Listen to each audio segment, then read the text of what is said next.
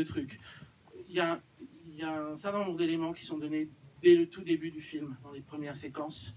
Vous avez vu qu'elles ont quand même vraiment, elles ont comme une unité, avant qu'on rentre dans la première phase du récit. Avant l'arrivée de la voisine, on a une suite de beaucoup de petites séquences, et avec beaucoup de choses qui sont dites et qui vont servir pour tout le reste du film. Et dans la séquence de la voisine qui vient visiter Nikki Grace, on a un paquet d'éléments. Il y a d'abord l'idée d'une chanson qui est la chanson la plus jouée dans l'histoire de la radio. Et ça commence avec ça. Et c'est la chanson la numéro 1 des chansons jouées à la radio.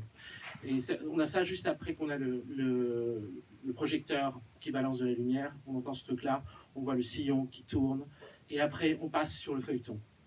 Et maintenant, retour au balcon où un homme et une femme rentrent dans un hôtel, une chambre. Et on a une espèce de début de feuilleton, et on va dire que c'est une des versions de cette histoire qui semble être une histoire qui semble se répéter un certain nombre de fois. Les deux personnes qu'on a dans l'hôtel, c'est pas les personnes qu'on va retrouver plus tard en Pologne, c'est deux autres personnes. Alors le visage sont floutés, mais c'est vraiment deux autres personnes. Et enfin, c'est une hypothèse, ok. Et on a la fille dans la chambre qui pleure et qui est bloquée devant la télévision. Dans le générique de fin, on l'appelle juste Lost Girl. Donc c'est une fille qui n'a pas de nom dans le film. Lost Girl, la fille perdue. Et elle voit le sitcom avec les lapins. Dans le sitcom avec les lapins, la première voix, qui est celle du lapin qui est en bas, elle dit « Je finirai par trouver un jour. Je finirai par le trouver un jour. I'm gonna find out one day. » Et il y a un certain nombre de petits éléments qui sont donnés dans cette séquence. Et elle termine par ça va plus être dans très longtemps. Et au milieu de cette séquence, il y a le moment où le lapin du centre, celui qui est joué par Scott Coffey, on l'applaudit bien fort, se lève et dit j'ai un secret. Ok, donc on a le secret, on a le fait qu'on va bientôt le trouver. Et il y a l'élément central, capital, qui est le truc qui va être en fait le nœud ou le noyau du récit, le secret ou la source de la malédiction, etc. On voit le fantôme pour la première fois. Donc à l'intérieur du palais, enfin dans une des chambres du palais. Et il y a une pièce où il y a le fantôme qui apparaît et qui dit au mec qui est assis, qui cherche un accès. Il dit, c'est ce que je cherche un accès. Tu as compris? Je cherche un accès, je cherche un accès. En fait, il va rentrer dans une nouvelle manifestation. C'est-à-dire que c'est ce fantôme-là qui date on va dire, du premier récit initial, et qui fout la merde à chaque fois, puisque c'est lui qui envoûte les gens, et essaye de trouver un accès dans un nouveau récit. Le récit dans lequel il veut trouver un accès, c'est le récit de Nikki Grace, c'est le récit de l'actrice. C'est le récit, on va dire, principal du film. C'est le premier niveau de manifestation. Et là, on rentre dans le récit de Nikki Grace. Le récit de Nikki Grace commence la veille du jour où elle apprend qu'elle a le rôle pour jouer. Et la veille, en fait, elle a une visite d'une voisine. Elle raconte le conte, et le conte a deux versions. Et la première version, c'est un petit garçon sorti pour jouer. En ouvrant la porte, il vit le monde. En sortant, il produisait un reflet. Et c'est de ce reflet que le mal est né. Et le mal était né et il suivit le petit garçon. Bon, ça, c'est un récit qu'on peut retrouver en fait, finalement, dans beaucoup de films de Lynch. C'est comme une espèce de récit initial, c'est comme un récit source.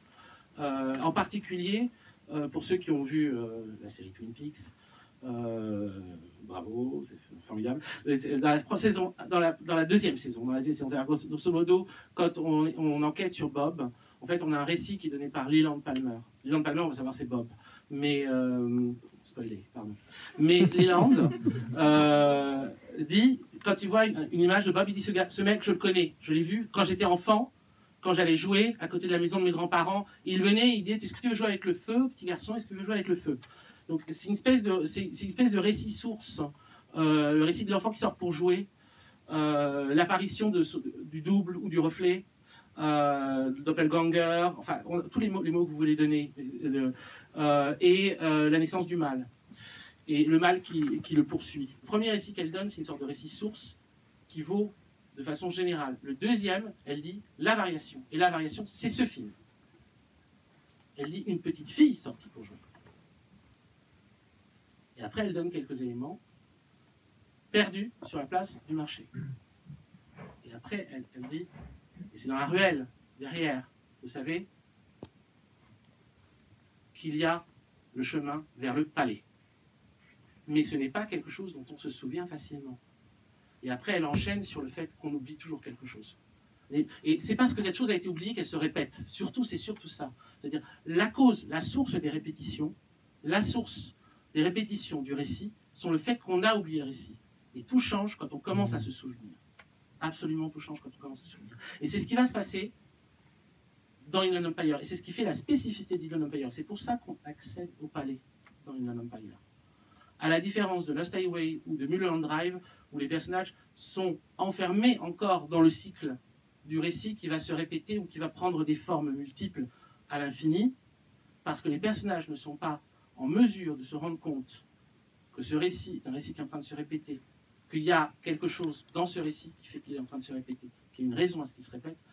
À la différence de ça, dans Inland Empire, le personnage de Nikki, c'est ça qui en fait une espèce de super héroïne, quoi, de guerrière, elle va s'en rendre compte.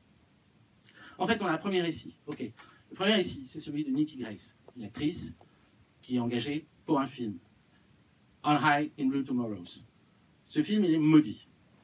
Mais surtout, ça rejoue, ça dure la première heure du film. Ça s'arrête exactement après la première heure. Enfin, le basculement, il est après la première heure. On a une bonne partie du film qui se situe dans ce monde, dans cette manifestation-là. Et Nikki, le truc, c'est qu'elle va progressivement fusionner avec le personnage du film. Ça, c'est super simple. Elle va fusionner avec Sue. Et on s'en rend compte parce qu'elle commence à choper son accent. Super important, ce truc. Les changements d'accent du personnage sont super importants dans le film. À plein de moments, dans la deuxième partie du film, on requitte l'accent de Sue Blue et elle a l'accent initial de Nikki Grace. C'est les moments où elle sait qu'elle est en train de jouer. Elle sait pourquoi elle est là. Elle sait qu'elle n'est pas là juste pour subir. Je ne suis pas là pour souffrir, ok. Je suis pas pour... non, elle n'est pas juste là pour souffrir. Elle sait qu'elle a une mission. Elle sait qu'elle a derrière cette espèce de récit qui se joue, elle est là, elle doit aller choper le fantôme. À ces moments-là, elle n'a plus l'accent dessous. Donc Devon et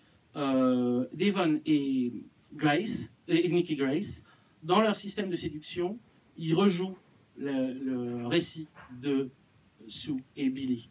Elle passe dans le monde de On High in Blue Tomorrows, qu'elle se mêle à Sue.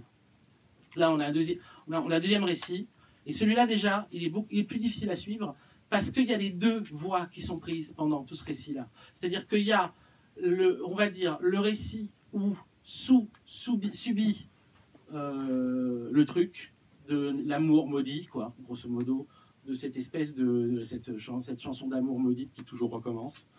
La connais-tu, Daphné, sous les sycomores. Donc, cette espèce de truc, de chanson, cette espèce de rengaine, quoi. Hein. L'histoire de Sue et de Billy, et le fait que Billy, finalement, ne quitte pas sa femme. Sue est enceinte de Billy, elle le dit à son mari, en fait, est stérile. Enfin, il ne peut pas avoir d'enfant, je ne sais pas s'il est stérile, il ne peut pas avoir d'enfant, ça peut être plus mystique que ça. Il ne peut pas avoir d'enfant, donc l'enfant est probablement de Billy. Il suit un cirque. Et enfin, il la quitte, il va dans un cirque errant, et il la quitte, et elle descend progressivement dans l'alcool, le malheur, elle perd son fils, le malheur, et la prostitution, etc. On a toute une phase du récit qui est comme ça. Mais on a aussi tout un tas de moments où, en fait, elle suit une enquête pendant ce truc-là. C'est-à-dire qu'elle reçoit des informations. Si tu veux voir, il faudra que tu portes la montre. Il faudra que tu allumes une cigarette, que tu brûles la soie et que tu regardes à travers la soie. Et là, elle peut s'informer de cette malédiction qui est à l'intérieur du récit. Et d'où vient cette malédiction? D'où vient le fait que ces personnages soient pris dans un récit qui est un récit pourri et qui ne semble pas pouvoir s'en tirer? Et là, elle chope les informations et elle retourne au récit source. Le récit source, donc c'est le troisième, je ne sais pas quoi, niveau du récit, peut-être qu'avant ça, peut-être que je vous donne juste deux éléments encore sur le deuxième niveau, et puis on passe au troisième niveau. Dans ce truc-là, la fin de l'histoire, elle est tuée par la femme de Billy, Doris, avec le fameux tournevis qu'elle avait récupéré devant la baraque du fantôme, qui s'appelle aussi Crimp, on l'appelle Crimp ou le fantôme. Elle a récupéré ce tournevis ici, Doris le prend et le lui plante dans le ventre. Doris la tue, pas par jalousie, l'histoire c'est pas la jalousie, mais parce qu'elle a été hypnotisée. On le sait au début du film. C'est compliqué, c'est sûr. Il faut remettre les morceaux des fois, les pièces ensemble. Elle le dit au début du film à un flic. Elle dit « J'ai été hypnotisée par ce type dans un bar ». Et Sue s'en rend compte quand elle va les visiter, parce qu'au moment où elle se confronte à Billy et à Doris, et que Doris la gifle, elle dit « Il y a quelque chose en plus », et elle voit des images du fantôme en train de envoyer son sort. Donc, Sue est tuée, pas seulement par Doris, ou pas à cause de... Pas véritablement, Doris n'est pas la source du truc, la source, c'est le fantôme. Et c'est le plus difficile à suivre, parce que c'est vraiment... On a vraiment que des tout petits bouts. Les personnages n'ont pas de nom. Il manque énormément d'éléments pour vraiment pouvoir reconstituer l'ensemble du truc. Et ils sont attrapés par petits morceaux. Mais quoi, on a les éléments de base qui avait une histoire d'amour au départ entre celle qui va devenir la Lost Girl, un homme qui ensuite deviendra Smithy, puis Piotrek, le mari de Nikki. Et eux deux étaient mariés. Elle était mariée à celui qui va devenir le fantôme au Crimp. Et lui, il est marié à une femme qui ensuite sera jouée par une autre actrice. Donc, mais bon, grosso modo, il est marié à une femme. Voilà. Un autre personnage. Et le fantôme, ou Crimp, hypnotise la femme de ce type-là pour qu'elle l'assassine et se tue ensuite, se suicide ensuite. Quant à lui, il violente jusqu'à la mort Lost Girl. Mais il ne s'arrête pas là. C'est-à-dire qu'il a fait ce truc-là, qui est vraiment atroce, et d'une certaine façon, il a commencé à agir sur les événements. C'est là où la question de savoir, est-ce que c'est de lui la magie dont parle la gitane au début? Il y a la magie, les actions des conséquences, mais il y a aussi la magie. Est-ce qu'il est le magicien? Ou est-ce que c'est Nikki, la magicienne, qui arrive à se tirer de son sort? Ça, je ne sais pas. Mais quoi, grosso modo, en tout cas, le fantôme est clairement un hypnotiseur et un sorcier, une sorte de sorcier. Il réussit à créer cette espèce de boucle en retrouvant des accès à chaque fois qu'il peut dans des récits et faire revivre de la peine, en particulier à l'homme qui a été l'amant de sa femme, à qui échoue le rôle du mari trompé. Donc il le place dans cet endroit-là. Et déjà, lui, en tant que Smithy, il est déjà informé, parce que lui-même, il mène son enquête sur le fantôme. C'est vrai que c'est un récit compliqué, hein. Mais vous le voyez, quand il part en Pologne, avec des mecs du cirque qu'il a rejoint, il va déjà à un premier lieu où il demande où est-ce qu'il est passé. Et ils disent, genre, tu peux rien faire avec ça, il a vaguement parlé de Inland Empire. Inland Empire, c'est le quartier où vivent les Smithy. Et c'est vrai qu'ensuite, on le retrouve là-bas, Crimp, vivant à côté de chez les Smithy, une fois que Smithy lui-même est parti. C'est là où Sue le retrouve avec l'ampoule dans la bouche. Et ensuite, il arrive dans un autre endroit, chez des médiums polonais, où apparaît la Lost Girl. Il ne peut pas la voir, il peut l'entendre, il ne peut pas la voir. Et eux lui font passer une espèce de test pour vérifier que c'est bien lui, et il lui file l'arme pour tuer le fantôme. Mais il dit, dépêche-toi, il est déjà passé minuit. Or, en effet, passé minuit, dans ce niveau du récit, badaboum, Sue, elle se fait assassiner avec le tournevis. Donc, Smithy n'a pas pu accomplir cette tâche-là. Par contre, Nikki, une fois sortie de l'état de Sue, et qu'elle rentre dans le palais, là, elle va choper le flingue, elle va tirer sur le fantôme, et elle va faire se réunir les amants maudits du début. Et un enfant qui serait comme... enfant possible. Bon. la question de la mémoire est très importante parce qu'effectivement, à partir du moment où on se rappelle des vies antérieures, on répare en fait des karmas semés, d'où la nécessité, enfin les cycles se répètent jusqu'à ce que l'individu, la conscience puisse mémoriser ses vies, les vies où il y a une réparation à faire. Et quand on retrouve les vies où il y a réparation, à ce moment-là, la solution arrive où la réparation se manifeste.